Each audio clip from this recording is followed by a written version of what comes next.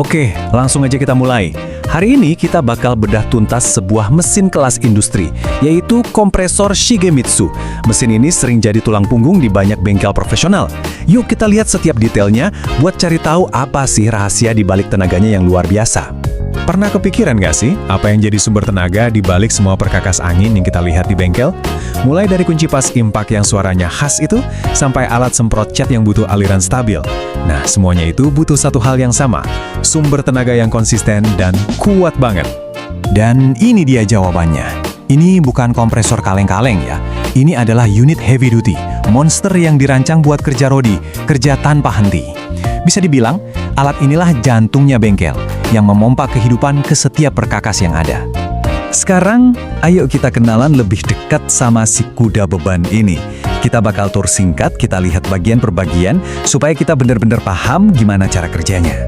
Ini dia wujudnya, Shigemitsu model W0TX9. Dari penampilannya aja udah kelihatan kan, ini barang serius. Semuanya jadi satu paket utuh dalam sasis yang super kokoh, mulai dari motor sampai tangkinya. Desain kayak gini tuh bukan buat gaya-gayaan, tapi tujuannya cuma satu, performa dan keandalan di lingkungan kerja yang paling berat sekalipun. Oke, kita masuk ke bagian yang paling seru nih, dapurnya, jantung dari mesin ini. Sebenarnya, dari mana sih semua tenaga badak ini berasal? Nah, yang menarik di sini adalah kontrasnya. Coba dilihat, dari depan kelihatannya rapi, kalem ya kan? Tapi begitu kita intip ke belakang, wih, baru kelihatan semua jeroannya. Itu dia sistem belt drive-nya yang gede. Disinilah sihir itu terjadi, mengubah tenaga listrik jadi tenaga udara bertekanan. Secara teknis, ini namanya kompresor piston. Biar gampang, bayangin aja mesin motor, ada pistonnya kan? Nah, ini mirip banget. Bedanya, dia nggak minum bensin, tapi pakai listrik buat gerakin piston. Dan pistonnya bukan buat muter roda, tapi buat memeras udara biar jadi padat dan bertekanan tinggi. Konsepnya simple, tapi hasilnya kuat banget dan udah teruji. Sekarang kita lihat angkanya, ini kuncinya. Motor listrik 10 HP-nya itu ngebut banget, putarannya hampir 2900 RPM. Kenceng kan? Tapi pompanya sendiri yang punya 3 silinder gede-gede itu, muternya jauh lebih santai, cuma 810 RPM. Loh, kok bisa gitu? Nah, disinilah si sabuk atau belt tadi berperan penting. Dia kayak gear sepeda, ngurangin kecepatan tapi torsi atau tenaganya jadi gede banget. Jadi, tenaganya fokus buat mompa udara.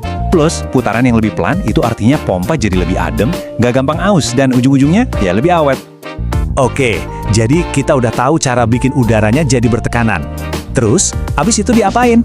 Ya disimpan dong, dan yang penting diatur biar pas. Yuk kita lihat gimana mesin ini menjinakkan semua tekanan besar itu. Nah, ini dia panel kontrolnya. Semacam kokpitnya lah. Dari sini semuanya diatur. Ada meteran buat ngintip tekanan di dalam tangki, ada juga keran regulator buat ngatur seberapa kencang udara yang keluar, biar pas sama alat yang mau dipakai.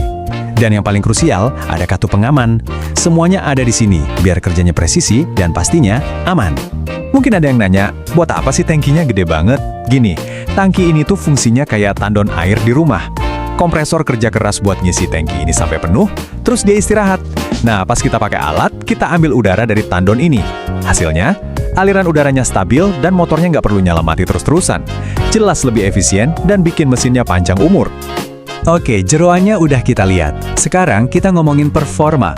Angka-angka di lembar spesifikasi itu bukan cuma hiasan loh. Tiap angka itu punya cerita. Dan cerita itu tentang seberapa jagonya mesin ini di lapangan. Semua data yang bakal kita bahas ini valid ya, kita ambil langsung dari lembar spesifikasi resminya. Yuk, kita kupas satu-satu, apa sih artinya angka-angka ini buat kerjaan kita di bengkel sehari-hari? Angka pertama, 900 liter per menit, gede banget. Ini namanya air delivery. Gampangnya, ini tuh soal volume, seberapa banyak udara yang bisa dia semburin tiap menit. Artinya apa di dunia nyata? Angka segede ini berarti kita bisa pakai beberapa alat sekaligus tanpa takut kehabisan angin. Atau kalau lagi ngecat bidang yang lebar, cepet kelar. Berikutnya, 8 bar. Nah, kalau tadi soal volume, yang ini soal kekuatan. Tekanan kerja 8 bar ini yang ngasih tendangan ke udara. Ini krusial banget. Alat-alat berat kayak kunci impak buat buka baut truk atau sandblaster buat bersihin karat butuh tekanan segini biar bisa kerja maksimal. Dan ini dia, 230 liter. Ini adalah kapasitas si tandon atau receiver tanknya. Dengan tangki segede ini, kita punya cadangan udara yang melimpah ruah. Artinya, kita bisa pakai alat lebih lama, terus-terusan, tanpa perlu nunggu kompresornya nyala lagi buat ngisi ulang. Kerja jadi lancar jaya. Ada beberapa spesifikasi penting lainnya. Mesin ini butuh oli khusus untuk pelumasannya. Terus, dia punya rating IP54. Artinya dia tahan debu dan cipratan air, jadi aman di lingkungan bengkel. Dan, ini yang paling penting, listriknya harus 3 fase 380 volt. Jadi jelas ya, ini bukan buat garasi rumah. Ini mesin kelas industri sejati. Jadi, setelah kita lihat semua detailnya, dari mesin sampai angka-angkanya, ayo kita rangkum. Apa sih yang kita dapatkan kalau semua ini disatukan dalam satu paket? Inilah hasilnya, sebuah solusi udara terkompresi yang lengkap. Kita dapat mesin yang 1. Kokoh banget, 2. Tenaganya luar biasa, dan 3. Dia punya roda, jadi tetap mobile dan gampang digeser-geser di bengkel. Ini benar-benar paket komplit buat kerjaan-kerjaan berat yang butuh keandaman tinggi. Jadi, kesimpulannya apa? Kenapa mesin ini penting? Pertama, tenaga. Kombinasi maut motor 10 HP dan pompa 3 silinder. Kedua, kapasitas. Volume udaranya banyak, tekanannya kuat di 8 bar. Ketiga, daya tahan. Tangki 230 liter bikin kita bisa kerja non-stop. Dan terakhir, fleksibilitas berkat rodanya. Semua ini digabung jadi satu, dan hasilnya adalah mesin yang super andal. Pada akhirnya, secanggih apapun alat ya tetaplah alat.